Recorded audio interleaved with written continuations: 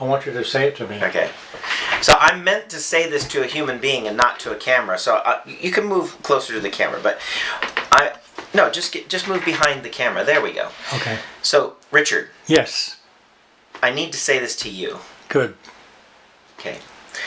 What I'm espousing in these videos is a belief in infinite possibility which cannot be cognized in limited ways. So neither can it be premeditated as such. It's a stream of creative energy that's flowing in right now. Right now, right? Oh, and again, and again, and again. And that isn't something subject to the past. It's not colored by the past because it's fresh, it's new. It's new quantum fluctuations that just started now. Oh, and now, and now. And not to be redundant, but you're being reborn in the light of pure possibility every moment. Thus, we should never hold anything in our minds that would prejudice that awareness from taking whatever form it's meant to take. So what I'm saying is an artist, and every musician knows this, because you'll be playing one thing that you've played 100 times before, or that you think you know what you're going to play, and then suddenly you find yourself in a space where you're doing things you've never done before, and you're like, oh, that doesn't sound right. Oh, because I never did that. But then you're like, whoa, actually that sounded okay. Oh, and that's even better than I thought it could be. Because why? Because creativity is ever fresh and always anew in its realization of itself. That's future time energy flowing in to the present moment now. Now, that's not gonna stop. It's like, what is his name? Bob Marley says. He says, have no fear for atomic energy. None of them can stop the time. You know? Mm-hmm. There is nothing that can stop time. Because it's outside the dimensions of physical force. You can't set up a wall against time. In fact, the powers that be on this planet, I call them dark time lords, are actually trying to do that. Dude, they're not just trying to control all the world's resources. They're trying to stop time. How? Because they want everybody to live in the past of control and domination and tyranny and not freedom, which is the future. They're trying to hold back the tidal forces of change. That is dark magic.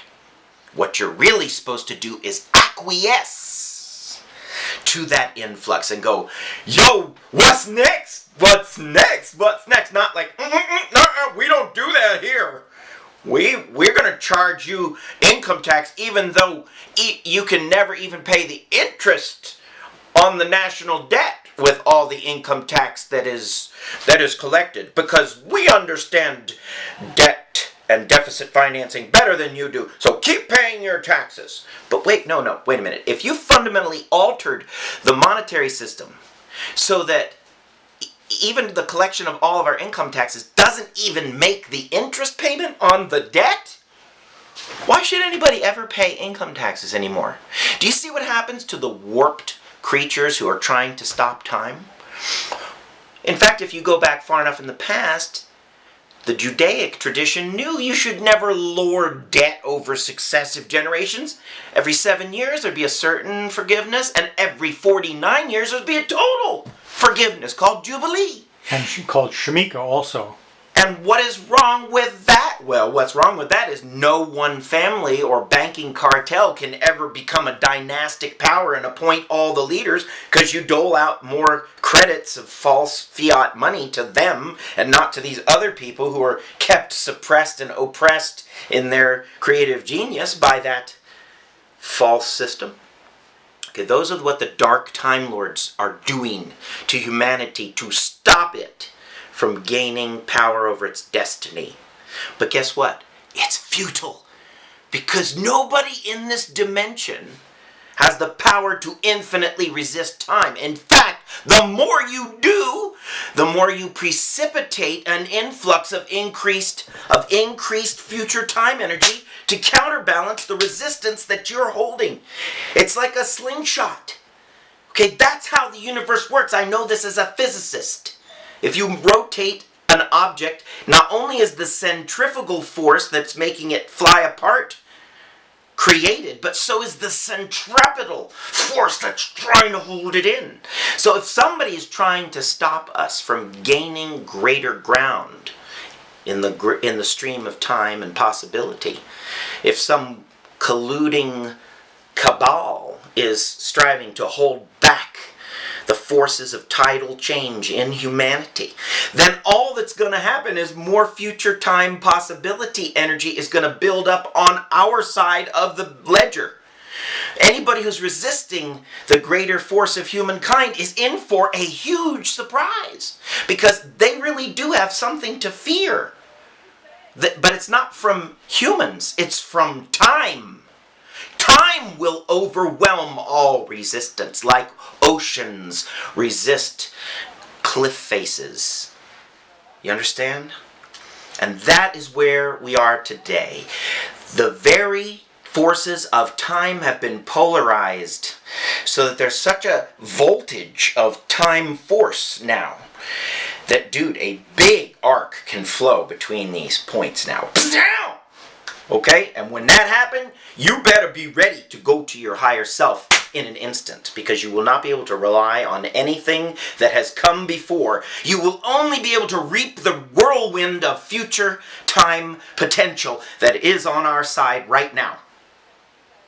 Right now you can reap it with little shocks, little arc discharges between you and it. But soon all of humanity will experience this release of time stress, like on a tectonic plate in the cosmos. Where we are going is to that place where the infinite will make itself known to us. A door will literally open in the quantum field, and people will be able to look into it and see themselves up in the future. And they'll go, oh my God, why was I holding back so much? I give myself wholeheartedly to this tidal wave of future time. I am a future being. Take me there now. And that's where you will end up. You'll end up in your higher incarnation as quickly as you're able to say yes. This is sacred information. Please pass it along. Don't have to do anything. We can cut it. Peace. Shalom. Ashe. Amen.